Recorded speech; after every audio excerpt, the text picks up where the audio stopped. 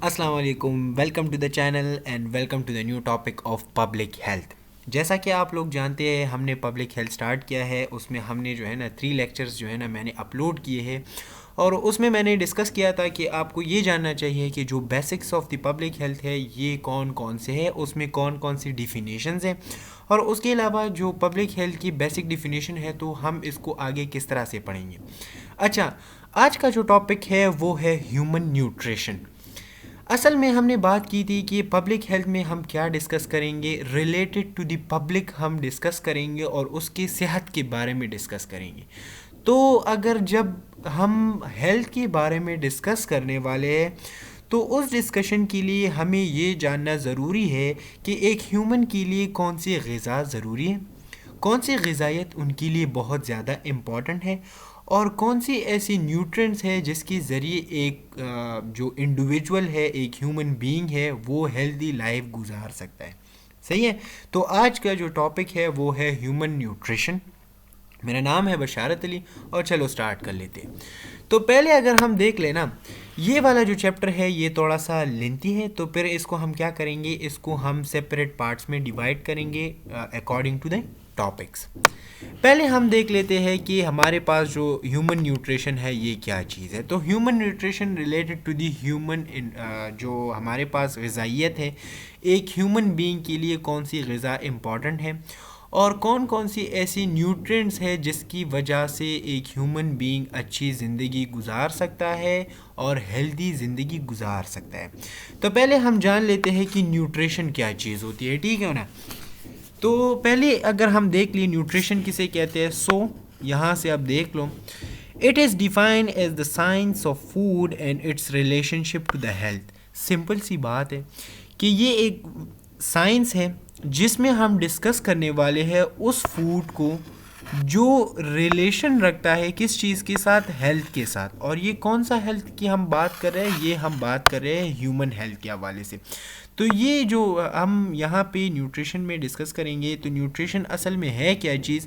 Nutrition में हम ये डिस्कस करते हैं कि एक ह्यूमन बॉडी के लिए कौन सी खुराक की ज़रूरत है और एक ह्यूमन हेल्थ के लिए, एक अच्छी सेहत के लिए कौन सी खुराक होनी चाहिए। तो इसको हम फिर क्या कहते हैं, न्यूट्रिशन कहते हैं। अच्छा, it is related primarily with the part played by nutrients in body growth, development and maintenance। अब मैं यहाँ पे आप लोगों को बता देता हूँ कि न्यूट्रिशन असल में होती क्या है। तो remember one thing, body growth. आप देख रहे होंगे कि कुछ लोग इस तरह से होते हैं कि कमज़ोर होते हैं। तो वो क्यों कमज़ोर होते हैं, क्योंकि उसकी जो न्यूट्रिशन है वो अच्छी नहीं होती, ठीक है। वो क्या होते हैं, वो मॉल न्यूट्रिशन या मॉल न्यूट्रिएंट होते हैं, उसको ग़िज़ा उस तरह से नहीं मिल रही होती। तो अगर हम न्यूट्रिशन की बात करें ना, तो इसमें हम बात करेंगे किस चीज़ के हवाले से, वो वाली न्यूट्रिएंट कौन सी है जो हमारे बॉडी ग्रोथ को क्या करें, बॉडी ग्रोथ को मेंटेन करे और उसको जो है ना एक्सेलरेट करे। हमारी बॉडी, अगर हम उम्र में, अगर आप देख ले, जो चाइल्ड होता है, जो बच्चा होता है, तो वो क्या होता है, वो छोटा होता है, फिर उसकी जो है ना बॉडी ग्रोथ होती है। तो ये ग्रोथ किस चीज़ पे इन्हिसार करेगी, ये ग्रोथ असल में इन्हिसार करेगी न्यूट्रिशन पे, ठीक है। तो एक हो गई बॉडी ग्रोथ, दूसरा हो गया डेवलपमेंट। तो अब ये डेवलपमेंट को कहाँ की बात हो रही है, ये असल में डेवलपमेंट जो बात हो रही है ये बॉडी डेवलपमेंट की बात हो रही है। अगर आपकी बॉडी की जो न्यूट्रिशन है, जो ग़िज़ाइयत है, जो खुराक आप ले रहे हैं वो ठीक है, तो आपकी जो बॉडी है ये डेवलप होगी। या अगर आप न्यूट्रिशन नहीं ले रहे तो उसकी वजह से आपकी जो बॉडी है ये डेवलप नहीं होगी, उस तरह से आपका इम्यून सिस्टम नहीं होगा, आपके बोन्स जो है ना वो स्ट्रॉन्ग नहीं होंगे, वो मजबूत नहीं होंगे। तो इस तरह से वो वाली खुराक जो हमारी बॉडी के लिए इम्पॉर्टेंट है और हमारे बॉडी के लिए वो क्या करे, एक तो हमारी बॉडी को ग्रोथ दे, दूसरा डेवलपमेंट दे और तीसरा जो है ना मेंटेनेंस दे। क्योंकि ये तीनों जो चीज़ें हैं ना ये इम्पॉर्टेंट है। अगर बॉडी ग्रोथ करे और उसकी जो है ना डेवलपमेंट हो जाए, लेकिन एक ज़माना इस तरह आप पे आ जाए कि आप न्यूट्रिशन की जो है ना, आपकी बॉडी में न्यूट्रिशन की कमी आ जाए, तो फिर आपकी बॉडी क्या होगी, आपकी बॉडी ख़राब होगी। तो सिंपल सी बात है कि न्यूट्रिशन हम किस चीज़ को कहते हैं। न्यूट्रिशन में हम डिस्कस करेंगे कि एक ग़िज़ाइयत जो ह्यूमन हेल्थ के लिए इम्पॉर्टेंट है वो कौन सी है, और वो ग़िज़ाइयत जो हमारी बॉडी के लिए इम्पॉर्टेंट है तो वो हमारी बॉडी में मेन रोल क्या अदा करेगी। एक हमारी बॉडी को ग्रोथ देगी, दूसरा हमारी बॉडी की डेवलपमेंट करेगी, और तीसरा हमारी बॉडी को मेंटेन करेगी। ठीक है, अब एक और चीज़ मैं आपको बता देता हूँ। ये बॉडी ग्रोथ में इस तरह नहीं है कि आपकी जो लेंथ है वो ज़्यादा हो रही है, ठीक है, तो ये इसकी बात नहीं हो रही। इसमें हम ऑर्गन को डिस्कस करते हैं, क्योंकि आपकी जो ऑर्गन है वो भी ग्रोथ कर रही होती है ना, आपकी जो बोन्स है वो भी ग्रोथ कर रहे होते हैं ना। तो इस तरह से आपका जो हार्ट है, आपका जो लंग है वो डिवेलप होता है टाइम टू टाइम, और वो डिपेंड करता है किस चीज़ पे, न्यूट्रिएंट्स पे, न्यूट्रिशन पे डिपेंड करता है। आप जो ग़िज़ाइयत ले रहे होते हैं उस पे डिपेंड करता है, ठीक है। तो इसको हम क्या कहते हैं, इसको हम कहते हैं न्यूट्रिशन। अब आ जाते हैं, एक तो हो गया ग़िज़ाइयत। अब कुछ चीज़ें इस तरह से है कि उसकी हम इंटेक करेंगे, उस वजह से हमें क्या मिलेगा, ग़िज़ाइयत मिलेगी। मतलब क्या है कि एक हो गया हमारे पास ग़िज़ाइयत, ठीक है, और दूसरा है हमारे पास ग़िज़ा। एक है न्यूट्रिशन और एक है न्यूट्रिएंट्स। न्यूट्रिएंट्स उन चीज़ों को कहते हैं जो हम उसकी इंटेक करेंगे और हमारी बॉडी को वो मेंटेन करेगी। क्लियर हो गया। तो अब हम बात कर लेते हैं न्यूट्रिएंट्स की। तो ये अब यहाँ पे क्या बता रहा है, these are the food factors. ये क्या है, ये फूड फैक्टर्स हैं। They are present in food in the form of organic and inorganic complexes. Like आप देख ले, आयरन हो गया, इस तरह से मैग्नीशियम हो गया, आप लोग जानते होंगे कैल्शियम हो गया, ये हमारे पास ऑर्गेनिक एंड इनऑर्गेनिक कम्प्लेक्सेस है। अच्छा, there are about 50 different nutrients that are normally present in the food we eat. आप लोग जानते होंगे कि अगर हम देख लेना तो आपने ये सुना होगा कि प्रोटीन की जो तादाद है वो, मिसाल के तौर पर मैं कह दूं कि फ़िश में बहुत ज़्यादा है, जो मछली है उसमें प्रोटीन की तादाद ज़्यादा है। तो ये प्रोटीन क्या चीज़ है, ये असल में हमारे पास न्यूट्रिएंट्स है।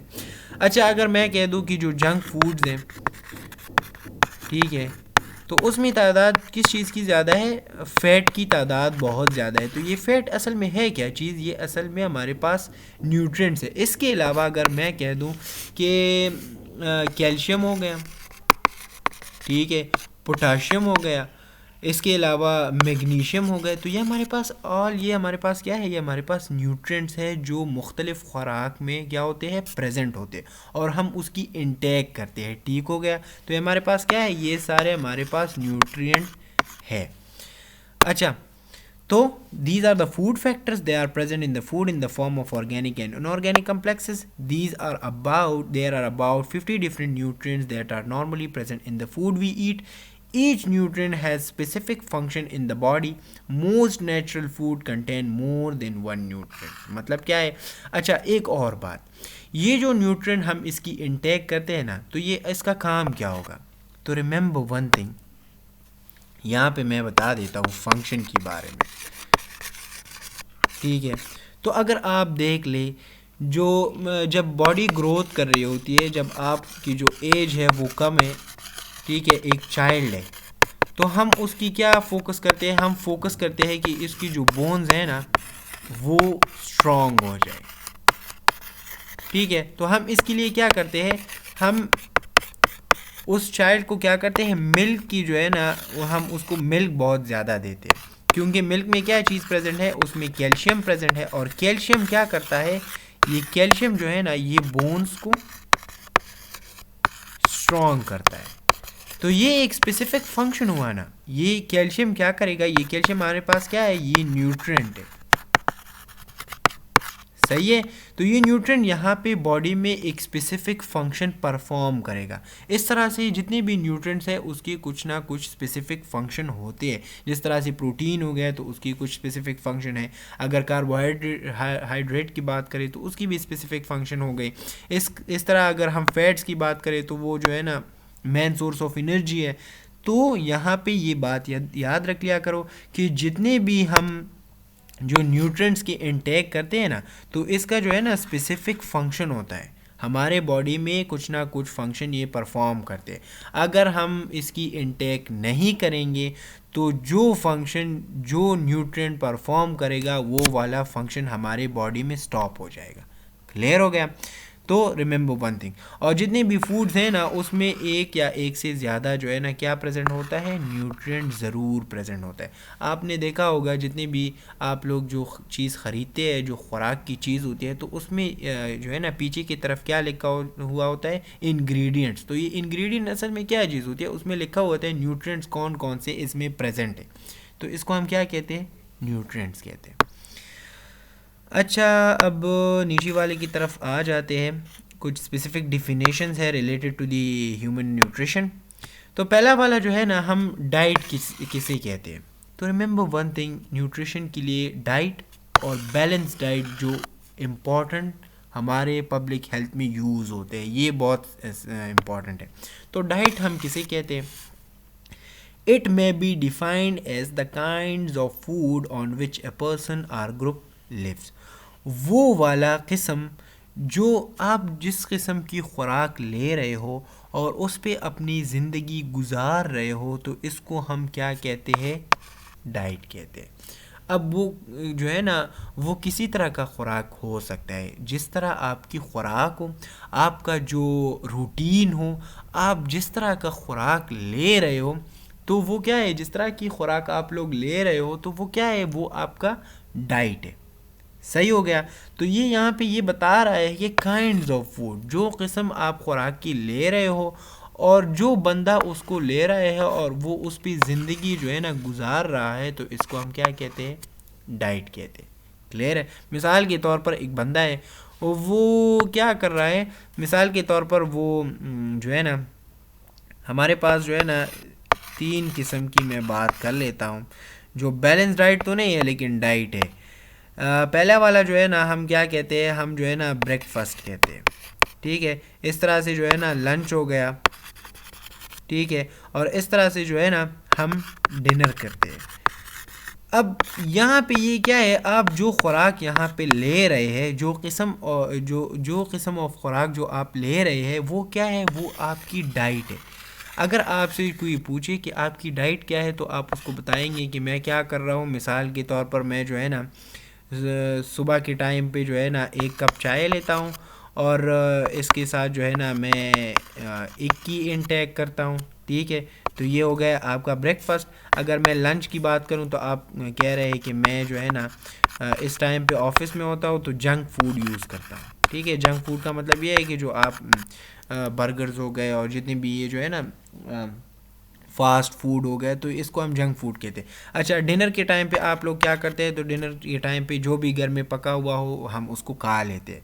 तो ये आपका ये जो लिस्ट बना ना, तो ये असल में क्या है, ये आपका डाइट है। अब ये डाइट चेंज होगा पर्सन टू पर्सन। क्लियर है? हर किसी का डाइट एक तरह से नहीं होगा। तो जो खुराक आप ले रहे हैं और जो ज़िंदगी आप उस पर गुजार रहे हैं, उसको हम क्या कहते हैं, डाइट कहते हैं। अब इसकी दूसरी तरफ आ जाते हैं, दूसरी रुख की तरफ आ जाते हैं। बैलेंस डाइट किसे कहते हैं? Balance diet, remember one thing, अगर मैं यहाँ पे देख लूँ ना, तो एक बैलेंस बना होना चाहिए किस चीज़ में, आपका जो डाइट है। सही है, क्योंकि अगर आप देख ले, अगर आपने देखा होगा कुछ लोग होते हैं वो वेजिटेरियंस होते हैं। ठीक है, और कुछ लोग इस तरह से होते हैं कि वो मीट की जो है ना इनटेक बहुत ज़्यादा करते हैं। तो हमें क्या करना चाहिए, हमें इसमें जो है ना एक बैलेंस बरकरार रखना चाहिए। अगर बैलेंस ना होगा तो अगर आप मीट की तादाद जो है ना ज़्यादा इनटेक उसकी करेंगे तो ये भी ख़तरनाक है। अगर आप सिर्फ़ और सिर्फ वेजिटेबल्स की इनटेक करेंगे तो ये भी हमारे लिए क्या है, ये भी हमारे लिए ख़तरनाक है। तो जितने भी फूड्स हैं, अब मैं यहाँ पे आपको क्लियर कर देता हूँ। एक हो गए कार्बोहाइड्रेट्स, जितने भी स्टूडेंट्स हैं उन्होंने जो बायोकेमिस्ट्री आपने पढ़ी होगी, लेकिन नहीं पढ़ी तो मैं आपको यहाँ पे क्लियर कर देता हूँ। एक है हमारे पास कार्बोहाइड्रेट्स, एक हो गए हमारे पास प्रोटीन्स, इसके अलावा अच्छा मैं फैट्स नहीं लिखूँगा, मैं लिपिड्स लिख दूँगा। लिपिड्स हो गए, विटामिन्स हो गए, ठीक है, और इसके अलावा मिनरल्स। ये इस तरह की ये वाली जो न्यूट्रिएंट्स है ये हमारे पास क्या है, ये इम्पॉर्टेंट है फॉर दी हेल्थी लाइफ। अब इसमें हम क्या करेंगे, ये जितने भी है ना इसमें हम बैलेंस करेंगे, ठीक है। बैलेंस का क्या मतलब है कि हम जितने भी ये जो है ना टाइप्स है ना इसकी हम बैलेंसिंग करेंगे। मिसाल के तौर पर हम इस तरह नहीं करेंगे कि ये जो प्रोटीन्स हो गए या लिपिड्स हो गए, ठीक है, या कार्बोहाइड्रेट्स हो गए, तो हम इसमें जो है ना एक्सट्रीम नहीं करेंगे। हम कुछ खुराक इससे लेंगे, कुछ प्रोटीन की इंटेक करेंगे और इस तरह से लिपिड की इंटेक भी करेंगे। तो हर किसी खुराक को हम बैलेंस की तौर पे हम क्या करेंगे, इसकी इंटेक करेंगे। क्लियर हो गया? तो इसको हम क्या कहते हैं, बैलेंस डाइट कहते हैं। अब सिंपल सी बात है, it is defined as the one that contains a variety of food in such quantities and proportion that the need of energy, amino acids, vitamins, minerals, fat, carbohydrates and other nutrients is adequately met for the maintaining health, vitality and general well-being। ये बता रहे हैं कि ये जितने भी आपने यहाँ से लेकर यहाँ तक जो यहाँ तक ये अदर न्यूट्रिएंट्स तक, ये हमारे लिए क्या है, ये इम्पॉर्टेंट है फॉर ए हेल्थी लाइफ। लेकिन अगर हम विटामिन्स की तादाद ज़्यादा करेंगे, मिसाल के तौर पर मैं बता देता हूँ, विटामिन्स की तादाद ज़्यादा है और आप कार्बोहाइड्रेट की तादाद जो है ना वो कम ले रहे हैं, उसकी तादाद जो है ना वो बहुत कम है, तो ये बैलेंस नहीं है। आपने क्या करना है, आपने विटामिन की तादाद भी बैलेंस रखनी है, आपने इस तरह का फूड खाना है कि उसमें विटामिन प्रेजेंट हो। लेकिन इस तरह नहीं करना कि आप बता रहे हैं कि नहीं बस मुझे तो विटामिन ही चाहिए तो मैं सिर्फ़ और सिर्फ विटामिन की इंटेक करूँगा, क्योंकि हमने वहाँ न्यूट्रिशन में ये बात की कि हर एक न्यूट्रिएंट का स्पेसिफिक फंक्शन होता है। तो अगर विटामिन अपना फंक्शन परफॉर्म कर रहा है और आपके बॉडी में प्रोटीन नहीं है, तो जो प्रोटीन वाला फंक्शन है वो परफॉर्म नहीं होगा। तो इसको हम क्या कहते हैं, इसको हम कहते हैं बैलेंस डाइट। अपने डाइट को जो आप जिस किस्म की खुराक ले रहे हैं उसमें बैलेंस बरकरार रखना, किसी भी खुराक को ज़्यादा इंटेक ना करना या किसी भी खुराक को अपनी बॉडी में कम नहीं करना, इसको हम क्या कहते हैं, बैलेंस डाइट कहते हैं। अच्छा, अब इसके बाद आ जाते हैं कि कैलोरी क्या चीज़ होती है। अच्छा, ये कैलोरी को अब यहाँ पे डिफ़ाइन कर लेते हैं कि कैलोरी असल में है क्या चीज़। तो remember one thing, it is the unit of energy produced by food. It is defined as the amount of heat needed to raise the temperature of 1 kilogram of water through 1 degree Celsius, more specifically from 14.5 to 15.5 degree Celsius। अब इसका मतलब क्या है, calorie का हमारे nutrition से क्या ताल्लुक़ है? तो रिमेंबर वन थिंग, ये बात याद रख लिया करो, यहाँ से लेकर यहाँ तक ये क्या बता रहा है, it is the unit of energy produced by food. एक फूड आपको कितनी एनर्जी दे रहा है, ठीक है, हम इसको किस तरह से एक्सप्रेस करेंगे, क्लियर है ना। एक फूड आपको कितनी एनर्जी दे रहा है, तो इसको अगर हम एक्सप्रेस करेंगे नंबर्स में, तो उस नंबर को, उस यूनिट को हम क्या कहते हैं, कैलोरीज कहते हैं। अब मैं यहाँ पे आपको एग्जांपल दे देता हूँ कि अगर 1 स्लाइस ऑफ पिज़्ज़ा है, इसको कुछ लोग जो है ना पिज़्ज़ा भी कहते हैं, तो 1 स्लाइस में हमारे पास कितनी कैलोरीज प्रेजेंट है, 277 किलो कैलोरीज। क्लियर हो गया? तो ये मैंने यहाँ पे क्या कर दिया, यहाँ पे मैंने इसको नंबर में एक्सप्रेस कर दिया। और अगर आपने इस जो 277 कैलोरीज है ना, अब अगर आपको इसको जो है ना खर्च करना है, इस एनर्जी को आपने यूज़ करना है, आपने 277 की जो एनर्जी है वो इंटेक कर दी। लेकिन अगर आपकी जो एनर्जी जो है ना आपने अब इसको यूज़ करना है, तो ये आपके वर्क पे डिपेंड करेगा, ठीक है। मैं यहाँ इसको एक्सप्लेन कर देता हूँ, ये बहुत आसान है। मिसाल के तौर पर आपकी जो है ना ये क्या है, कैलोरी हम किसे कहते हैं, आपको कितनी एनर्जी रिक्वायर्ड है, ये इसकी एक यूनिट है। मिसाल के तौर पर एक एवरेज बंदा है, ठीक है, और उसको 2500 किलो कैलोरीज की ज़रूरत है, per day. Clear? 2500 kilo calories की ज़रूरत है। मैंने यहाँ पे आपको बता दिया कि कैलोरीज किसको कहते हैं। ये एक एनर्जी का यूनिट है, मतलब इसको कितनी एनर्जी की ज़रूरत है पर डे। अब यहाँ पे अगर हम देख लेना, ये मैं एवरेज की बात कर रहा हूँ, ये बॉडी टू बॉडी वेरी करता है, इसमें चेंजेस होते हैं। अब एक बंदा है, उसकी जो वर्कलोड है ना, मिसाल के तौर पर एक मज़दूर है, तो वो क्या करेगा, उसकी जो वर्कलोड है वो बहुत ज़्यादा है ना, तो वो इस एनर्जी को फिर क्या करेगा, यूज़ करेगा। अब यहाँ पे ये एनर्जी कहाँ से यूज़ हो रही है, हमने बताया कि ये 2500 असल में क्या है, ये जो खुराक आप इंटेक कर रहे हैं ये 2500 ये वाली एनर्जी है। क्लियर है ना? तो जो काम आप परफॉर्म करते हैं उसके लिए आपको एनर्जी की ज़रूरत होती है। वो एनर्जी आती है किस चीज़ से, वो एनर्जी आती है फूड से। और जब फूड की इस एनर्जी को हम नंबर में एक्सप्रेस करेंगे तो इसको हम क्या कहते हैं, इसको हम कहते हैं कैलोरीज। क्लियर हो गया? अच्छा, एक और बात यहाँ पे ये बता रहे हैं कि it is the unit of energy produce by food. Unit of energy है प्रोड्यूस बाय फूड। लेकिन यहाँ पे एक और बात, it is defined as the amount of heat needed to raise the temperature of 1 kilogram of water through 1 degree Celsius। मतलब क्या है कि ये एक टाइप ऑफ एनर्जी है, ठीक है। और अगर हम इसकी डिफिनीशन की बात करें तो वो वाली हीट, इतनी हीट हमें चाहिए कि वो क्या करे, वो temperature of 1 kilogram of water को क्या करे, इंक्रीज करे। कितना इंक्रीज करे, 1 डिग्री सेल्सियस। वो वाली अमाउंट ऑफ हीट जो temperature of 1 kilogram of water को 1 डिग्री सेल्सियस इंक्रीज करे तो इसको हम क्या कहते हैं, कैलोरी कहते हैं।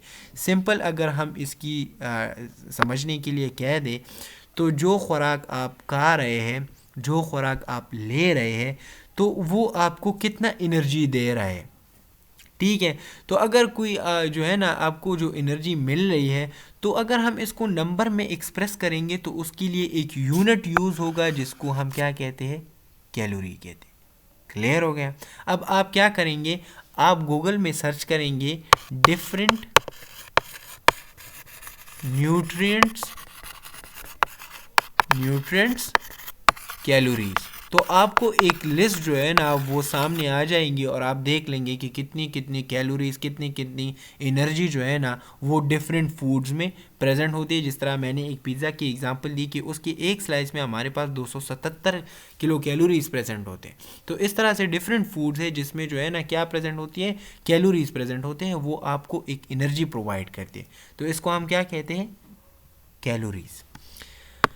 अच्छा, अब आ जाते हैं माल न्यूट्रिशन की तरफ। माल न्यूट्रिशन की बात कर लेंगे। अच्छा, अब इस तरह है कि हम इसको नेक्स्ट लेक्चर में डिस्कस कर लेंगे क्योंकि ये एक स्पेसिफिक शॉर्ट टॉपिक है, तो मैं चाह रहा हूँ कि आप इसमें जो है ना कंफ्यूज ना हो। ये माल न्यूट्रिशन को हम नेक्स्ट लेक्चर में डिस्कस करेंगे। तब तक के लिए इजाज़त दे। और एक और बात, आपने क्या करना है, आप जो पब्लिक हेल्थ के लेक्चर्स देख रहे हैं तो आपने इसके लिए जो है ना एक स्पेसिफिक जो है ना रजिस्टर ख़रीद ले या जो है ना ख़ुद से जो है ना कुछ नोट्स बना ले अपनी ही अल्फाज में, तो ये आपको समझ आ जाएगा। क्योंकि पब्लिक हेल्थ जो है ना ये एग्ज़ाम्पल की चीज़ होती है, इसको आपने एग्ज़ाम्पल के ज़रिए समझना चाहिए, ठीक है। तो माल न्यूट्रिशन को नेक्स्ट लेक्चर में डिस्कस करते हैं। तब तक के लिए इजाज़त दें। अस्सलाम वालेकुम।